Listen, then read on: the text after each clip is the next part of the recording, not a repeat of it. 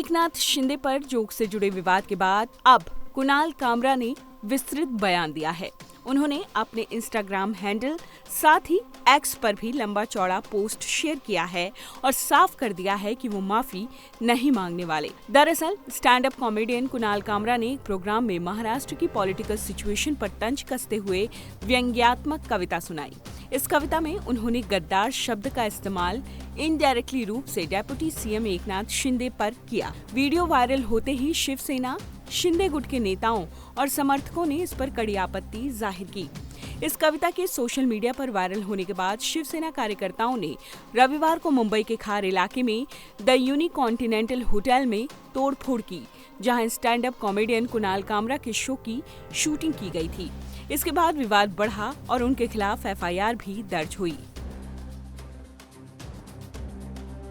कुणाल कामरा ने अपने Instagram handle और एक्स पर एक लंबा चौड़ा पोस्ट कर पूरे विवाद पर माफी न मांगने की बात की। पूरे बयान में उन्होंने सबसे पहले उस भीड़ को आड़े हाथों लिया जिसने उस जगह पर तोड़फोड़ की जहां कुणाल का प्रोग्राम हुआ था। तोड़फोड़ करने वालों को लिया आड़े हाथ। उन्होंने सबसे पहले तोड़फोड़ करने वाली भीड़ को संबोधित करते हुए लिखा, एंटरटेनमेंट वेन्यू सिर्फ एक प्लेटफॉर्म है, सभी तरह के शो के लिए एक जगह। हैबिटेट या कोई भी अन्य स्थल मेरी कॉमेडी के लिए जिम्मेदार नहीं है, ना ही इस पर उसका कोई कंट्रोल है। जो भी मैं कहता या करता हूँ और ना ही मेरे कुछ कहने या करने पर किसी राजनीतिक दल का कंट्रोल है।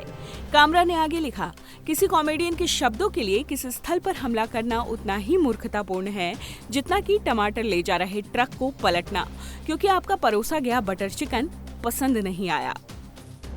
पॉलिटिकल लीडर्स पर भी भड़के कुणाल कामरा।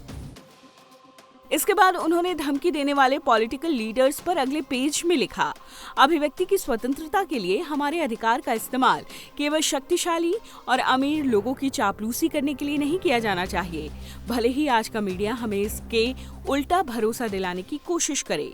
उन्होंने आगे ये भी लिखा, किसी पावरफुल पब्लिक फिगर को लेकर मजाक न सह पाने की अपनी अक्षमता मेरे अधिकारों की प्रकृति को नहीं बदल सकती। जहां तक मुझे पता है, किसी नेता और हमारी राजनीतिक व्यवस्था के सर्कस का मजाक उड़ाना कानून के खिलाफ नहीं है। पुलिस और कोर्ट के सहयोग के लिए हूं तैयार।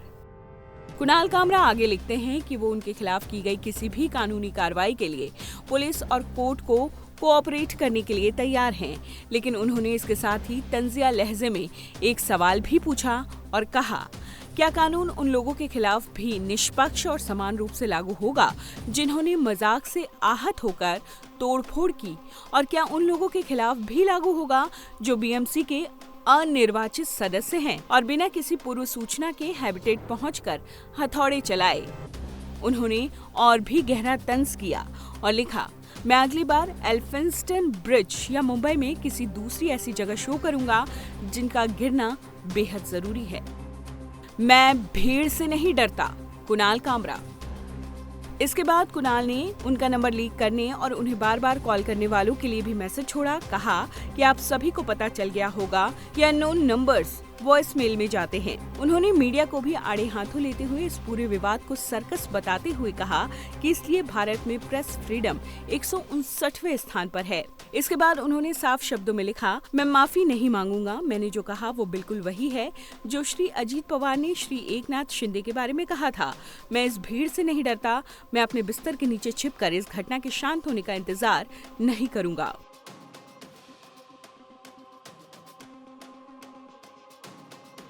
आपको बताते चलते हैं कि आखिरकार विवाद क्यों उठा।